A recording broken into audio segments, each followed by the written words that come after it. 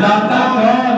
और अब तो मामूद की रिश्ते पड़े अब तो मामूद की रिश्ते पर पड़े तू ना अंजाम से मिलवाता तो मिलवाता। अब तो मामूद की रिश्ते पड़े तू ना अंजाम से मिलवाता तो मिलवाता कौन? और 360 खुदावंद की अमल जारी है। जब पैदा होने से पहले खाने काबा में 360 तो शायद कहता है कि 360 खुदावंद की अमल जारी है। 360 खुदा की अमल जारी में फिर तेरे परचमे तौहीद को लहराता तौहीद को लहराता कौन? और सभी काबे से पलट आते सभी काबे से पलट आते लुटाकर से तू मदीने में न होता तो मदीने जाता। सभी काबे से पलट आते लुटाकर से तू मदीने में होता तो मदीने में जाता कौन? तू न मदीने में होता तो मदीने में जाता कौन?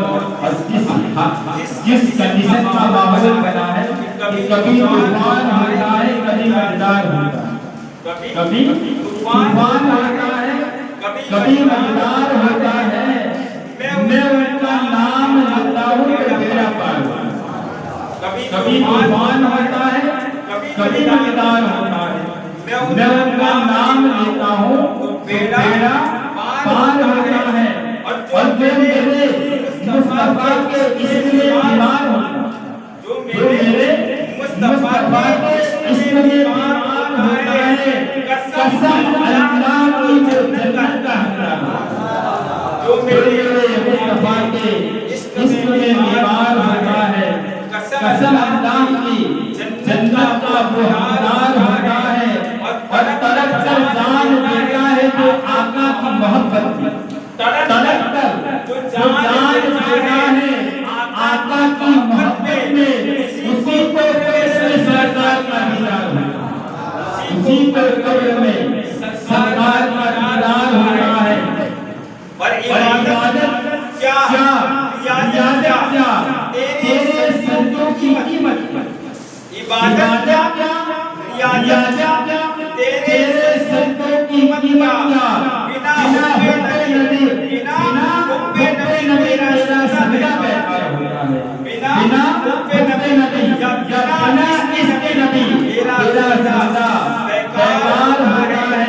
और आप समझते होंगे कि हर वक्त ये चर्चा हो रहा है, हर वक्त महफिल पूरा हो रही है, हर वक्त मौलाना जाने रहमत का जिक्र हो रहा है। ये हो रहा है कि मैं हर दम इसलिए अपने नबी का जिक्र करता हूँ। मैं हर दम इसलिए नबी का जिक्र करता हूँ। नबी के जिक्र से माहौल खुशबूदार होता है। नबी के जिक्र से माहौल खुशबूदार होता है। कभी तूफान होता है कभी मजेदार होता है। मैं उनका नाम लेता हूँ तो बेड़ा पार होता है।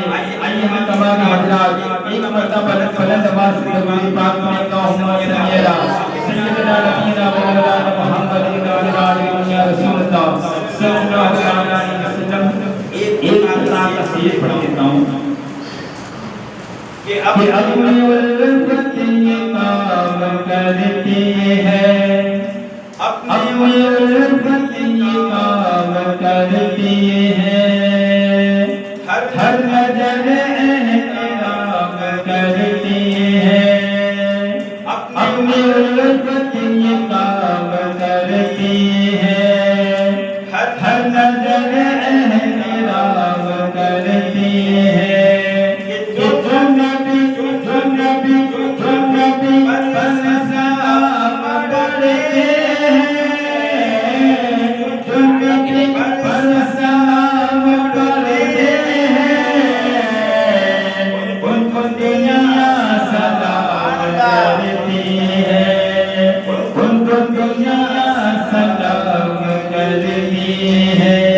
और ऐसा मौका मिले और हमारी दुआएं پڑے، ایسا ہو نہیں سکتا. تو یہ اذکار اس لیے پڑھ رہا ہوں کہ جسم القدس سے بولے،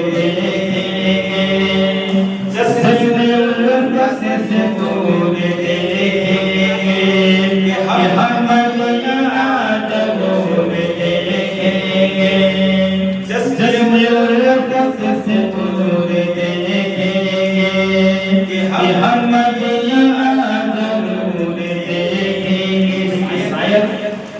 مدینہ دیکھنے کی بات کرتا ہے اور پھر آگے کیا کہتا ہے؟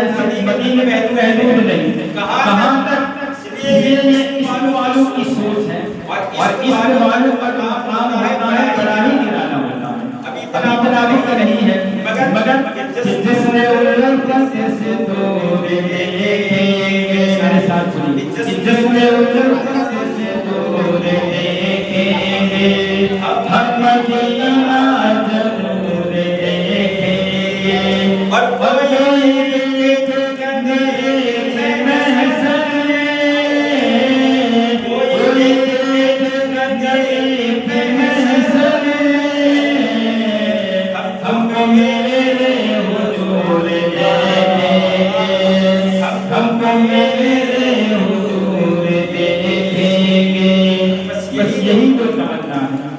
زندگی ایک بار مدینہ دیکھ لے اور محشر میں ہم کو حضور دے. زندگی میں ایک بار ہم مدینہ دیکھ لے اور محشر میں ہم کو حضور دیکھ لے تو زندگی معراج وہیں پر ہماری ہو جائے گی، تقدیر معراج ہماری یہیں پر ہو جائے گی. پورا سبق ہے، پورے سبق میں صرف اشاروں ہی اشاروں میں نبی ولادت کا ذکر کر دیتا ہوں، نبی پیدائش کا ذکر کر دیتا ہوں تھوڑے سے وقت میں اور تھوڑے سے انداز لہجے میں کہ اللہ تعالیٰ کا سب سے بڑا احسان ہے اور جتنا بھی کیا اس کا احسان نادائق کم ہے. اس لیے کہ ہم جیسے مکمل کو، ہم جیسے گنہگار کو، ہم جیسے بدکار لوگوں کو اللہ نے اس سہانی پل میں، اس سہانے پل میں 15 سالہ محفوظ ہمیں مدینہ لا کر دکھا. ورنہ ہماری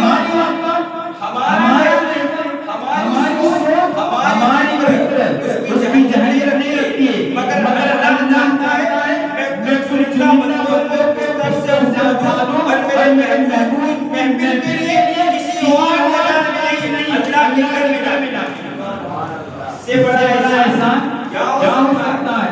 حالانکہ بات ہو جائے گی، میں اس میں نہیں جانا چاہتا، مگر ایسا احسان ہے کیسے اور ہمارے مطلب میں اور سبحانے کا ذکر کرنے ہم یہاں پر بھی جاتے ہیں. تھوڑے سے وقت میں حضور کا ذکر دیکھ کے میں قرآن شریف میں حضور کی پیدائش کا ذکر کر رہا ہوں کہ دیکھیے جہاں پر سیدنا ابراہیم علیہ السلام یہ نام رکھنا ہے اور یہ حضور کے آبا اجداد ہیں جن کی نسل سے ہمارے حضور اس زمین پر بنائے آئے اور حضور فرماتے ہیں کہ میں پاک نسل سے ہوتا ہوا بھی دنیا کی تصدیق کرتا ہوں. اس لیے کہ حضور نسل میں شروع سے آدم علیہ السلام سے لے کر عیسیٰ علیہ السلام اور عیسیٰ علیہ السلام سے لے کر حضرت مطلب اور حضرت عبداللہ کوئی لمبا پسند کرتا ہی نہیں. اللہ نے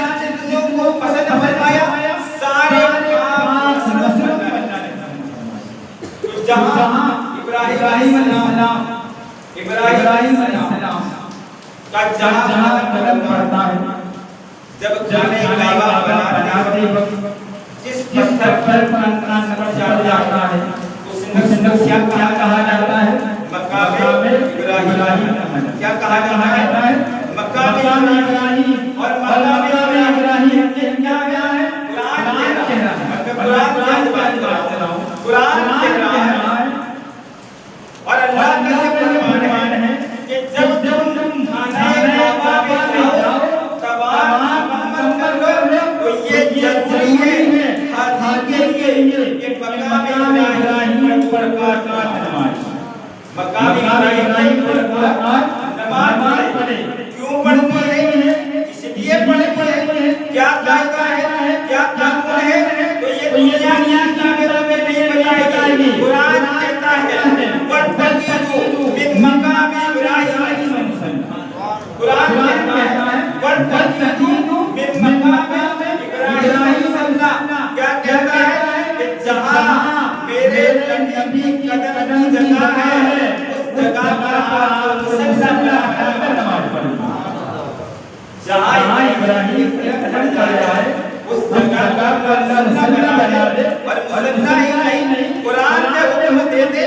کہ اس جگہ پر مصلی بناؤ اس جگہ پر نماز پڑھو کیوں اس لیے کہ وہاں نبی کی قدم کی جگہ ہے اس نبی کا نام ابراہیم علیہ السلام ہے آگے بات نہ ہو رہی آگے اب حضرت حاجرہ جو ابراہیم علیہ السلام کی بیوی ہے اور جناب اسماعیل علیہ السلام کی والدہ محترمہ اب آپ سنا ہے عیسیٰ علیہ السلام کہ جب اسماعیل علیہ السلام کے قربانی کے لیے جب حضرت حاجرہ نے مرتبہ پر دوڑ لگائی 7 مرتبہ آج تمام اپنے والا چاہے وہ آنے والا ہو چاہے وہ حج جا رہا ہو اس کے لیے حکم ہے بار دوڑنا ہے کیوں دوڑنا ہے پانی کی ضرورت ہے کیا کوئی بچہ پیاسا ہے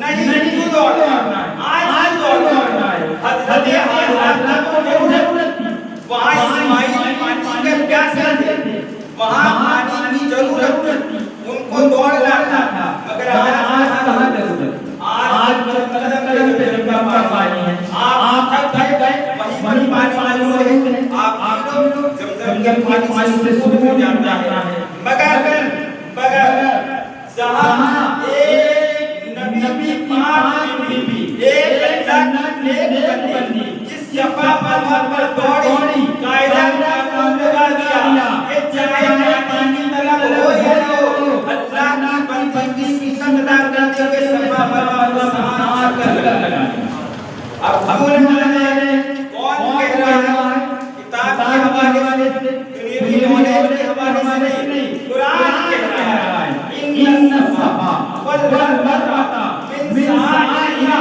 جہاں حضرت ابراہیم کی بیوی صفا مروہ میں ساتھ کر لگائے یہ حاجیوں کو کہہ دیا گیا جب تک حضرت حاجرہ کی قدر نہیں ہوگی حج نہیں آپ ہر بولے ہوگا کیونکہ اللہ نے ایک بندی دوڑی تھی وہ پانی میں اللہ دوڑی تھی میں اس کی قدر کرتے ہوئے دوڑا اب قرآن کے حوالے تو بات بس ختم کر رہا ہوں یہ جہاں پر ابراہیم کے قدم پڑے تو قرآن کہتا ہے وَاتَّخِذُوا مِن مَّقَامِ إِبْرَاهِيمَ اور جہاں پر حضرت حاجرہ دوڑ جائے تو قرآن کہتا ہے ان الصفا والمروہ من شعائر اللہ وہ کتاب لکھتے ہیں اور لکھتے ہیں کہ جب حضور آج کے لیے 12 شریف کو 4:30 پر جب اس جلیل پر تشریف لائے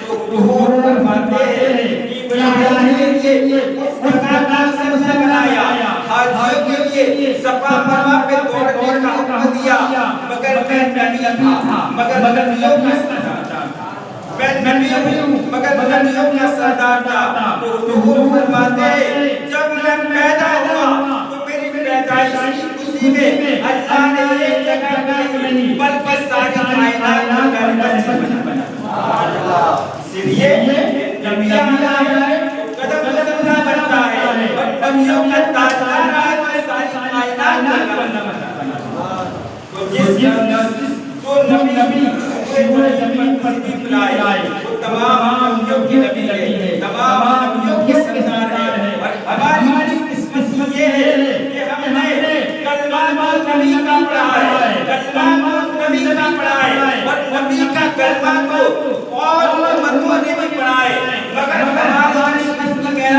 ہے کہ سب نے نبی کا کلمہ کرے کہ ہم نے نبی کا نہیں نبیوں کے سردار کا نبیوں کے سردار کا کلمہ پڑھا ہے اور اس سے بڑی خوش نصیبی کی بات کہ کلمہ کو ہر کوئی پڑھ لیتا ہے مگر اس کلمے کی اہمیت کو سمجھ کر